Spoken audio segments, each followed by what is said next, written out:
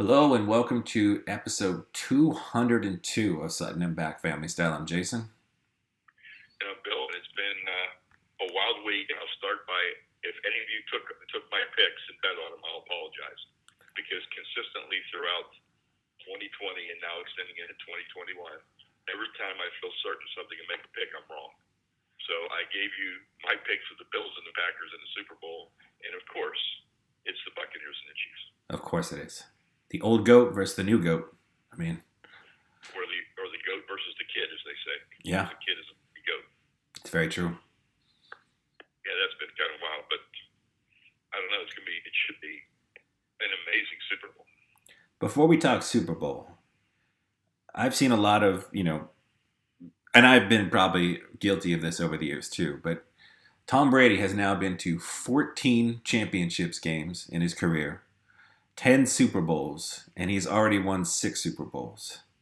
That's unprecedented. Like, if when they look at this in 30 or 40 years from now, like, people are going to wonder, like, what was going, like, there's nobody even close to that. I mean, the closest you can probably get to is what, Bill Russell with basketball? Yeah. I mean, that's insane numbers. Which stat they're throwing out there now that Tom Brady is more likely to be in the postseason than Steph Curry making a three. Yeah. He's 47% to 43%. I mean, That's pretty incredible statistic. it is.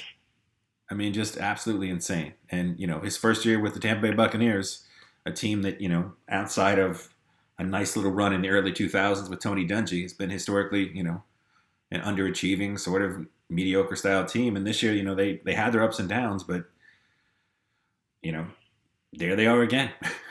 Tom Brady in the Super Bowl. And Well, I actually saw his line of TP12 products in Publix.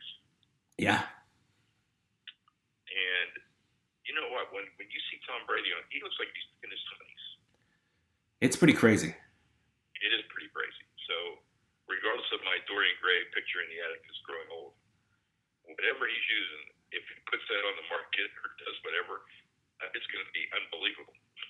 He'll make more money on that than he ever did playing football. I would say, as someone around Brady's age and all those sorts of things, like, his hair does seem to have somehow gotten darker these last few years, which is not typical. Now, granted, I eat tomatoes and I don't drink, 16 gallons of water every day, so maybe that's why. But I feel like, there may be some other Brady, some things that are helping along with the TB12. Maybe there's some So, stem cells or some kind of crazy stuff. But whatever he's doing, again, he's the best marketing tool for his brand there's ever been, I think. I can't disagree with you. And I think we haven't even, if he wins a Super Bowl, we haven't even touched the surface. No, His market. no, we can't. I mean, I think the only thing that hurts him is that, he's insanely rich, married to a supermodel, and a lot of the stuff that he says he's doing does sound, from even, there's a few things he does with the amount of water he claims to drink and the lack of sunburn and things along those lines that doctors say is not accurate. But who knows? Maybe he knows more than doctors at this point. He is Tom Brady.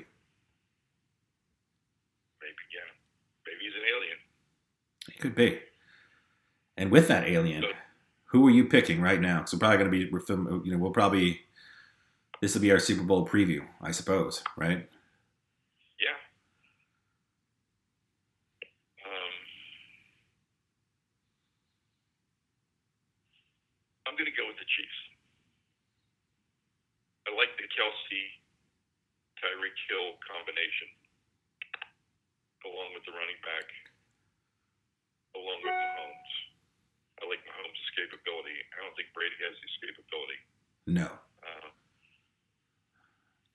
Bucks defense was really, really good, playing at a really, really high level. And the Chiefs just lost another offensive lineman for the year. And they start a guy who the Steelers cut. Now maybe that was, We played with Wisniewski. him last year in the Super Bowl. Yeah. But then he was a Steeler. The Steelers cut him. Now he's back there again. So, I mean, He never actually was suited up for the Steelers. He was on IR the whole time. it's true. Yeah, I'm gonna go with the Chiefs. So that means if you're gonna bet on the Bucks, That's and true. the Chiefs are 3.5 point favorites. I know I picked Tampa Bay to win their division this year, despite the fact that they didn't. And I think I actually picked them to go to the Super Bowl. So I I think I'm just afraid to pick against Tom Brady. I think I've just been beaten by 20 years of Tom Brady. You know, Yeah, I know that's the reservation. But so you're going to take the Bucks, and I'm taking the Chiefs. I think that you've got that defense. Like I said, Tampa Bay's defense is playing absolutely incredible right now. Mm-hmm. The Chiefs just lost another offense. They lost a starting tackle for this game, which I think is going to hurt them. And I think guys like Devin White and the other linebacker, who I feel really poorly for not remembering his name off the top of my head right now, but I think they can do better against Kelsey than a lot of teams. I'm not going to say you can shut down Kelsey because that doesn't seem to be possible. But I think Devin White is one of those guys that has the speed, and Devontae David. I think both those guys in the middle are fast enough that they can at least make Kelsey a little bit more guardable than normal. So he's not hopefully wide open on every single play, which seems insane in football. But, Yeah, I've never seen anybody as wide open as he was against Buffalo every play. every play. And he's, like you said, you got to stop Tyreek Hill first, and Travis Kelsey second. You figure there's no defensive scheme where that guy is open every play, and yet somehow against Buffalo he was open every play. And he's been open every play for like 3 seasons now, so it's not even like you can say it was some sort of anomaly. Wide receivers, and they got a good running game. So Yeah. and we have, for you and I, we have the game within the game. Antonio Brown and Le'Veon Bell. Yeah. who I didn't even see in the last game. Did he even play in the last game? He did not play in the last game. And I know he had his moment here and there, but he looks done. Whereas Antonio Brown looks like he's sit out a whole year. You lose, and Antonio Brown has sit out a whole year as well. So it's kind of interesting to see. But those are two people that we thought would take the Steelers to multiple Super Bowls and didn't take them in. no. Yeah, the big B's. It was Ben, Bell and Brown, and along with other guys. But to be fair, I think those 3 people barely played together in the 5 seasons in Pittsburgh. Like it's an incredibly low number, lower than Steph Curry's threes. The percentage of games that those 3 guys were healthy playing at the same time, not suspended, not hurt. It's pretty crazy. Not sitting out or crying. It was a lot of drama. I saw that there is a Pro Bowl somehow, right? They're stuffing today. I don't know what they're. I haven't even paid attention to see what the content is, I haven't either. and so I really don't care. No. I think we've talked about this probably multiple times in real life, and I think at least one year on the podcast. Like, considering how bad the game just is, the Pro Bowl, like it's never a good game. It's people playing, half football. What could you possibly do to make it better, And I always go back to the old ABC Superstar competition that used to be on, and I would just have the fastest man, furthest pass, the most accurate pass, the highest jump. I would do like the NFL Combine with Pro Bowlers. And I think if you wanted to, let's say, bring in, the non-football audience that they're trying to get, right?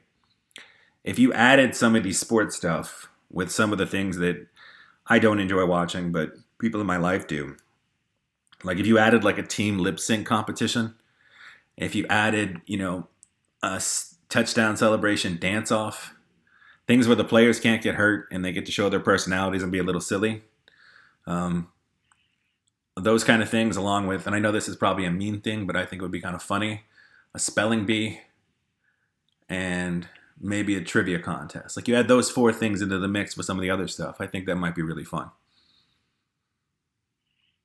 Spelling bee, you're rotten. I know, but they're getting their dance celebration contest. And I mean, people love lip sync battles. I have no idea why. But I think if you did an NFC, AFC lip sync contest, I think that would bring in. Or you could have a wrap off. Or, yeah, I mean, some kind of, but I think something, yeah. But like a spelling bee where, half your team is sitting in like dunk tanks or above a bunch of water, and every misspelled word drops one of your teammates in till there's none left. I like that. I like that a lot. I mean, these are what, I would watch that, whereas I wouldn't watch the Pro Bowl, and I love football. So. And a trivia contest could be pop culture trivia. Pop culture trivia, exactly. And maybe, in a non-COVID time, you get celebrities to come down and ask the pop trivia, the questions and, all that goofy stuff. Yeah. Yeah. You could actually have a dunk contest with NFL players. You could. I mean, you just get real weird with it. But like I said, I mean, All you right, look everybody, at remember, this is Jason's idea, and you heard it here. yes, because some Okay. So I'm going to talk a little golf moment. Patrick golf. Reed, who has always been surrounded by controversy, hit a ball yesterday and picked it up before he asked for help from one of the officials. Okay. And I know you're not aware of this, Jim, but he hit a ball when it hit kind of out of bounds and bounced. And then he argued that the ball was embedded in the dirt after it bounced. Well, that's pretty tough to do. If you can have a ball being embedded into the ground on the shot, but once it bounces, it's not likely that it's going to stick in the ground again. No, that doesn't seem physics-wise. Yeah. Buried below the surface a little bit. So, but nobody saw it bounce, and the people that were there said they didn't see it bounce. And so the guy came down and he ruled without watching it on a television replay, that he could move the ball club length because it was impeded. And they felt down with the fingers, and they said it was below. You could feel an indentation, which that's a crock to me.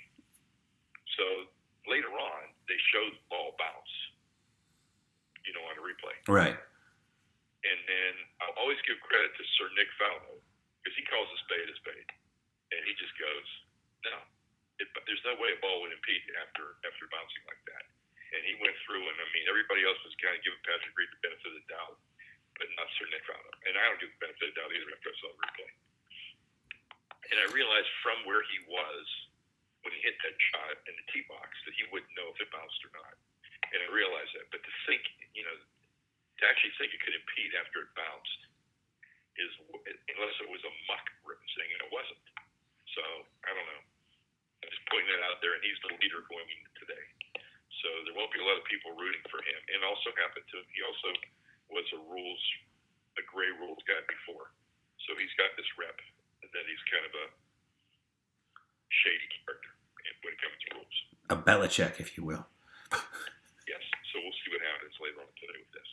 That is interesting. So let's jump back to football and talk about the big Stafford trade.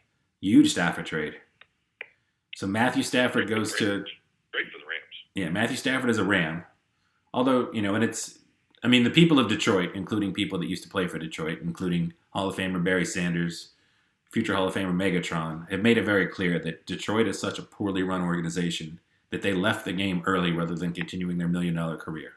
So if you're the Rams, you're hoping that despite 12 years of not making the playoffs or winning a playoff game, that Stafford is talented enough to lead you there.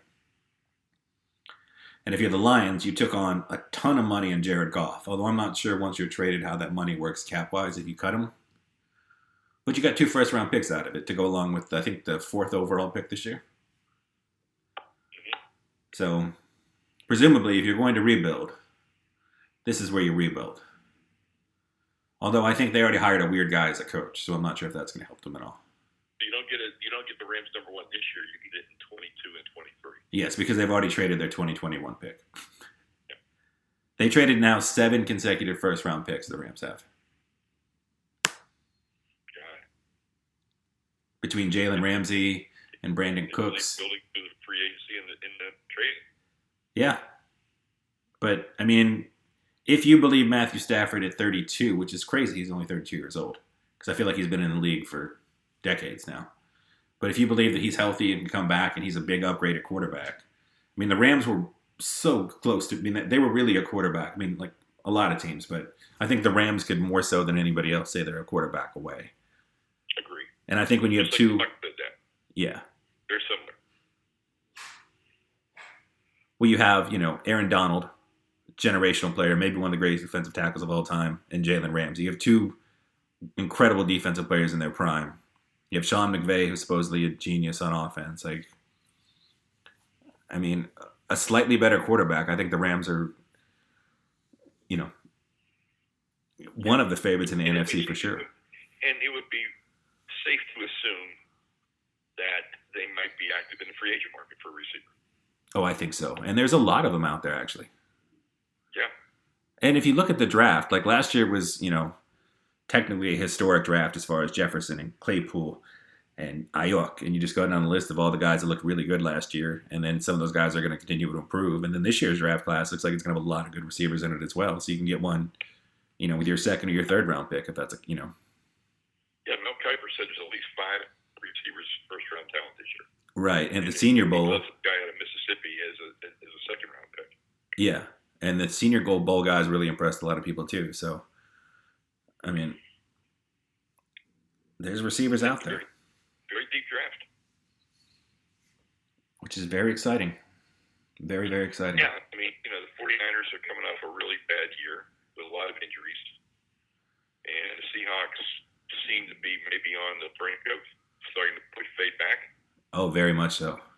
The Cardinals look like they have some potential, but didn't go as far as either you or I thought they would this year. No. So the Rams are in a really good position. Maybe this is a really good trade that's going to really have an impact. And as people pointed out, the other thing it does is Stafford was also very high on the list of the 49ers, and you kept him out of the 49ers' hands. True. And you would think the other big name, Deshaun Watson, who, did the social media thing where he took all the texts and stuff off his social media for whatever that's worth. You can't imagine the 49ers can put together a package that would make it worth the Texans. I mean, if it comes down to the Jets, the Dolphins, or the 49ers, it's hard to imagine the 49ers can put together the package the other two teams can. No, absolutely not. Unless you're giving away Bosa, Ayuk, first-round picks, and, enough to cripple your team so you can't do anything on the other end. I just don't see what the 49ers could possibly offer that, the younger teams with high draft picks couldn't do. I mean, the Dolphins can offer the Texans back their first and second, which is the third pick in the first round and the third pick in the second round, along with their first round pick this year, which is 18 for the Dolphins, plus next year's first. I mean, that's an incredible haul. Yeah, that's an incredible haul. And if I was Houston, I'd jump at that. I would too. I'm getting 3 firsts, a high second, which is almost a first, being the third overall pick, and Tua, who, again, we talked a little offline, we're 2 years removed from tank for Tua being a thing. And everybody's saying that Tua is a can't-miss prospect. He's like a more athletic Drew Brees. And, he came off the crippling hip injury, which has got to affect your arm strength. He's coming off the COVID year where teams couldn't get together. You weren't working with strength coaches, and maybe you won't be able to this year. Who knows the way things are going. But you would think you'd want to give him another shot, considering how highly regarded he was. But I mean, unless people were just like, his arm did not look great last year, but I still think you got to give him another shot. Now, granted, if you're the Dolphins and you're ready to win now, and you can bring in Deshaun Watson, then obviously that's easy. Let's do it. But otherwise, I mean, I don't know. Well, now talk a little business now.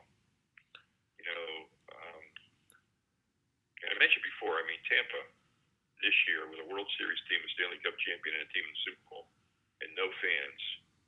The economic impact that they lost is incredible. Oh, yeah. So I'm wondering now, since this was a swap, they did the NFL a favor because this was LA's year to have the Super Bowl, and they didn't know if the stadium was going to be ready or not. So they switched, and Tampa was supposed to have it next year in LA this year, and they switched. So now the Super Bowl's in LA next year. So I'm wondering if the NFL is going to give Tampa another Super Bowl in the next 5 or 6 years to make up for the COVID year. I would hope that they do that. I would hope they would too. Not just because, obviously you live in Tampa and I spent some time there and I, like the people in the city, but it just seems like it's the right thing to do. Absolutely. So hopefully that will happen. And hopefully it won't come in the form of, a poorly officiated game this coming week that helps Tampa win. Will not be the payback. Also in the news in Tampa is this, again, plan that the Rays owners are proposing to Tampa and Montreal about building 2 stadiums and splitting the season and playing April and May and maybe a couple games in June in Tampa and the rest of the year in Montreal. And the people in Tampa or St. Petersburg are just not going to go for this deal. A stadium's like $1 billion. Oh, yeah. You probably build less of the stadium for $600 million. But why would you spend $600 million for the two most inconsequential months of the NFL, of the MLB season. I don't see how you could. It's, I don't see why, and I don't see why you'd want to. no. If you're not going to get the meaningful games, if you're going to get the games up till not even the first 80 games, well, championships aren't won in the first 80 games. No. And even if they get a really good team, are you going to want to let that team go to Montreal? I mean, this is crazy. So my good friend Pat Williams in Orlando has people that will build a stadium, and they would like to move the Rays to Orlando, which never gets any ink. But it should be considered. I mean, if somebody's they have the land, and they have the investors, and they have the ownership, you'd have to consider it. You would. And I know from, being in Orlando for grad school and occasionally working in the tourism industry. I mean, your main reason for going there is your Disney Universal Studios, but there's always people that want other things to do when they're not at Disney Universal Studios. It ends up being like golf carts and mini golf and water slide. I mean, there's things to do, but I mean, I think, there's enough of a market that, you could work out something where, people are also getting, when you go on your vacation, work out something where you're getting Rays tickets, Orlando Rays, and you're going to a baseball game too when you come for your summer vacation. For your besides your non-normal Orlando fans, but for everybody else too, Yeah. So it would seem like it should get some consideration, but it's not getting any play at all, like this guy said, on this split season between these two markets. And I just really don't see it happening. No. Well, in more interesting, fun sports entertainment news, the WWE Network was bought for $1 billion, billion with a B, by NBC and the Peacock. So now all of the WWE Network was if I never subscribed, but if you're a wrestling fan, you got basically the entire history of wrestling. So all the old wrestling shows, all the old matches were all in the network. You also got all the behind-the-scenes stuff, all the reality show stuff, and then, of course, you get the live Monday Night Raw, and then you get the pay-per-view. So you get your WrestleManias and things like that on the network. So that seems like a pretty good get for Peacock. Like, it's not the NFL or the NBA or anything else, but I think wrestling is, with The Rock and John Cena and all these mainstream stars, I think you really put yourself, as everybody is trying to get more unique content to bring you to a site. Like, why do I want NBC instead of CBS, instead of Hulu? Maybe wrestling is the reason I want that now. Good point. Because again, you're all going to have your 50 years of NBC, CBS, ABC shows, but no, there's people. I think we're seeing it a little bit in the video game industry as well, where Xbox has Game Pass, and they're buying up a lot of studios, so that the only place you'll be able to play them is here, and you can see this market eventually shrinking as well, where... Yeah, there's going to be some shakeout here, and so we'll have to see. There's maybe some mergers of some of these networks. I don't know, but, this is like a little bit of a battlefield right now. Who can accumulate the most interesting content and draw subscribers away that has been cord cutters? Yeah. So it's fascinating. It is. Because you're asking somebody to start doing what they said they wouldn't do again. Right. But if you give them enough good reasons to do it, and you give them enough selection and enough control, which they didn't have before, then maybe it is. Yeah. I mean, I think I have, between Marie and I, we have HBO Max, Hulu, Disney Plus, Netflix, and Amazon Prime, which is probably technically more than we need. We feel like that's a decent amount of budget. That's like about $50 a month we're spending on, depending on how you view your Amazon spending. Because you're also, with Right. Amazon TV, you're also getting, your free shipping. And we do a lot of shopping through Amazon despite, more. I'm a huge fan of Amazon Prime. Trust me. I would never. I've actually evolved to the point at age 70 that I'll actually think, do I really want to go to the store, or can I wait till tomorrow because it could be here tomorrow? Yeah, it's. Yeah. I mean, Well, this is pretty ridiculous. Like, we were looking for, the cake biscuit recipe, right? Right. It was for Pioneer Biscuit Mix. And so we went online, and Pioneer Biscuit Mix is available at Walmart for $5, or it's available through Amazon Prime for $20. So sometimes you just got to watch, you got to really pay attention to what it is. Oh, yeah. Well, I mean, I get my Whole Foods delivered. I mean, you end up paying the extra. You get the free delivery with the 2 hour window, and then you do pay an extra 5 to 10 whatever it ends up being in tips. But I mean, you save your afternoon. Now, I mean, in COVID times, you risk not exposing yourself again in a full store. So I mean, it makes a lot of sense, and it's nice on a weekend as opposed to spending an hour at the grocery store. Unless you love going to the grocery store like I do. Unless you love going to the grocery store. But I mean, you know, when you're just getting the essentials at Whole Foods, you get what you get. So that's our free sponsor for Amazon Prime. Yes. Let's see what else is going on in the world that we need to talk about. I think NBA, there's. I mean, Dane Lillard last night was unconscious again. Yeah. Oh, it's a really funny outtake. Not an outtake. Klay Thompson now is doing color on the Warriors broadcast. Oh, yeah. And he was interviewing Steph last night. And he asked Steph how long he thought it was going to take him to break Ray Allen's record. How many, and Steph turned it around on him and said, "Hey, you're a color guy. You're supposed to know all these things. But you have some numbers, you have some stats you want to ask me about." And so Klay didn't have anything. So he just said, "Well, I think we're breaking in 40 games." And then he turned to Bob Fitzgerald, who was a student of mine at Ohio State, and Bob said, "No, Klay, it'll be a little bit more than 400 games." And I thought it was pretty funny. And Steph was laughing. It was very entertaining. That's really nice to see. And it seems like, I guess the biggest story in basketball right now is it looks like Bradley Beal, if you pay attention to his wife's Twitter, is finally frustrated enough to ask out of Washington. And where does he go? What kind of stuff can he, he could be the linchpin to a lot of different teams right now. Yeah, there's a lot of stuff going on right now. I mean, the Mavericks are not playing well, and I thought they'd play really well. Luka looks like he's getting really frustrated. I think the Mavericks made a good. I still think the trade for Porzingis was the right gamble to make. You just didn't know you were going to get. I mean, I know history told you that an over 7-foot player, no matter what his weight or how athletic he is, if he has a lot of foot problems and knee problems, they're probably not going to go away. And he's a shell of who he was when he was, this incredibly unique unicorn in the NBA, that the 7'3" rim protector that could shoot threes and handle the ball. Like, that's just not who he is anymore. And I don't think he's ever going to be. And if that's your number 2 guy, then you're kind of stuck, And I don't even know how you would move him at this point.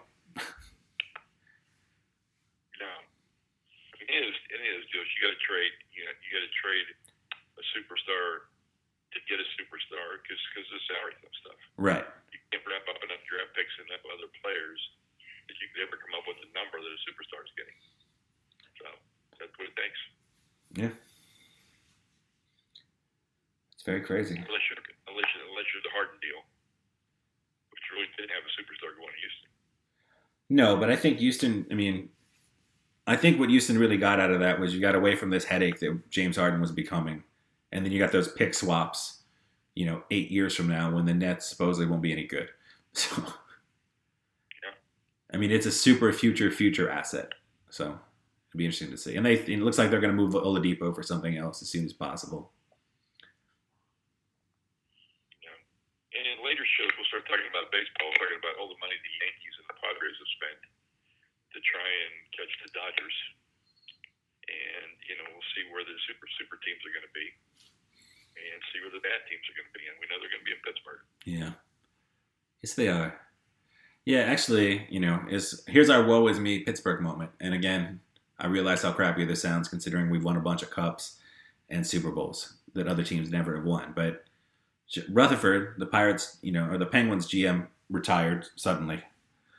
And, Malkin at 34 looks old even for a 34-year-old hockey player. Crosby's, there's even talk that a new GM might want to come in and see what Crosby thought about moving on, just because they're in a position, Pirates are bottomed out.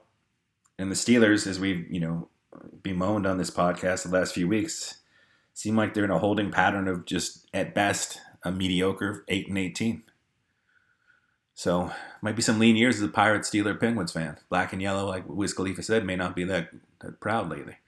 So And we'll be testing my brother's shirt, which says black and gold till I'm dead cold. yeah, I mean we're not going to stop rooting for our Pittsburgh teams, obviously, but No, never happened. never happened. No. I have two anti-entertainment moments. Okay, yeah, you better share those. So speaking with HBO Max, Save me an investment. yes, I still think HBO Max is a wonderful service, and I am glad to pay for it because not just all of HBO content, but you've got Turner Classic Movies on there. You have Crunchyroll, you have anime, you have just so many great things on that besides the entire HBO library. But they're doing the thing where they're premiering a movie at home at the same time in the theater, despite Christopher Nolan screaming and crying the entire time. But the first movie was the Wonder Woman 1984, which we spent a month hearing about how bad that movie was. And, it was the last Sunday before they were going to take it off. Because I guess you get the movie for a month and then it goes away and then comes back eventually. And I'm not a big DC person or even superhero movie person, but as someone that does work in the industry and has an advanced degree in the industry, that was a terrible movie. The special effects were bad. The action sequences were terrible. The plot, the story, it was just a really, really bad, poorly done film. And I don't know what happened, but this was not good. And what I've been told is, because Linda Hamilton does make... Linda Hamilton? Is that... No. Whoever the original Wonder Woman was. Oh, Linda Carter? yeah, I can't remember who it is. Linda Carter. Okay. That this was supposed to be sort of a send-up of those movies, or those shows. So that's why it's supposed to be a little cheesier and campier. But it just doesn't work on any level. There's even a scene, the classic sort of, I think, sitcom, 80s movie, 90s movie, probably every movie, where you have the montage getting dressed in a fun outfit from the era.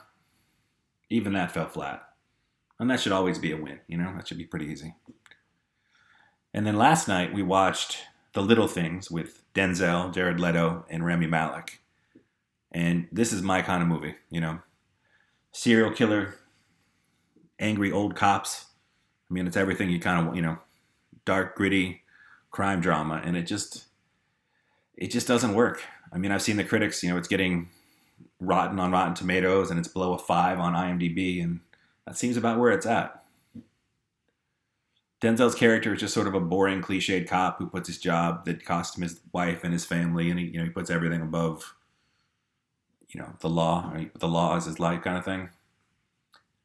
And then, again, I'm not sure. I've never watched Mr. Robot, so I haven't watched a lot of Rami Malek, but he looked like I was watching him in like an SNL sketch for half the movie because it's a serious scene and it looks like he's about to laugh. And I was told that's just his face. So if it is, I apologize for making fun of his face. But it just seemed like he was about to laugh during very serious scenes. Well, I've got an entertainment moment that I'm going to have to go investigate. So I do want to talk about it. Okay. 16 movie complex in the Grove here in West Chapel. And one theater is going to be spin cycles so you can work out while you're watching the movie.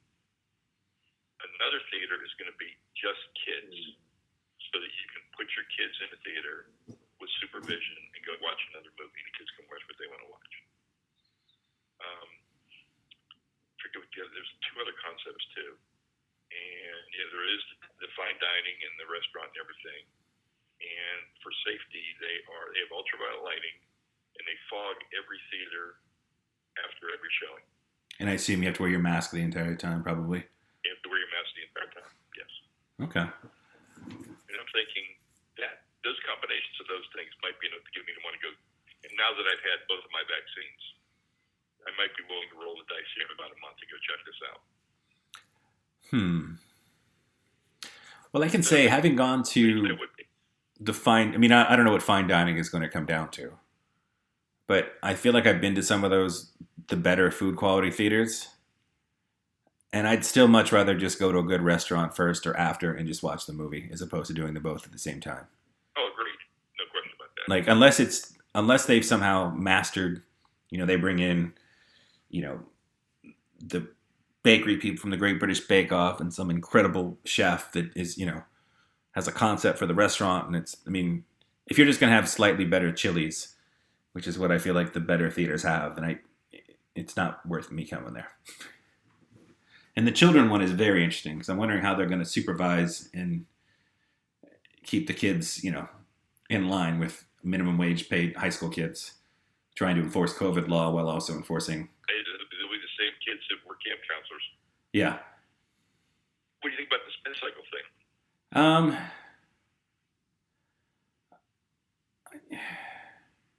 I feel like even, obviously now, with new strands of the vaccine, and not to, poo-poo all this stuff, but it would, at gyms and a movie theater combined seem like a really bad mix of exercise and breathing with other people, masks or no masks. That's what my initial thought was that. Plus, isn't the big allure on a spin cycle the instructor? It's the instructor. It's somebody really like, you watch the Peloton commercial. It's people saying like, we're going to crush it. We're going to kill, all that. Like, let's go. And it's, You really can't have that in a movie theater. No. And I think, if you're sitting at home just sort of. About people on spin cycles. Yeah. It doesn't, movies now are also over 2 hours long. So that's going to be a hell of a ride. Yeah. And I like that they're trying new things. I'll give them all the credit in the world for that. It just seems like a weird, I know. Well, this guy's put a significant amount of money in, so I definitely want to go check this out just to see it when I feel that I'm ready to roll the dice. Well, as a big gym person who now has a home gym, I really have come to embrace the amount of time I save and being able to go right to a nice clean shower with no germs in it. And I'm not even talking about COVID germs. I'm talking about like, weird athlete's foot. Like it's nice to be able to just wake up in the morning, get a workout in before I go to work without taking the time to drive to the gym, shower at the gym, all that sort of stuff. Yep. But I've also seen, and you can find free stuff on YouTube, but Peloton has a subscription service, and there's a bunch now where, you can have a TV in your home gym, and, whether it's on the actual bike itself or on the TV in your home gym, like you can have all these different instructors from around the world teaching you different classes and doing different things. It seems like if I was putting my exercise, a movie theater, watching a movie while I spin would not be my choice.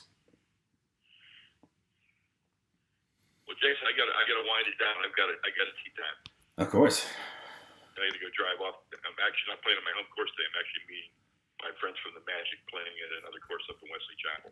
Nice. So everyone, I will look forward to talking to everybody next week. And, will be a pre-Super Bowl show, I'm assuming, right, Jay? A pre-Super Bowl show. And we'll probably have some more storylines by then. And yeah. But as of now, we're split. I'm taking the Bucks and you were taking the Chiefs. All right, everybody. Be safe and don't bet my picks. All right.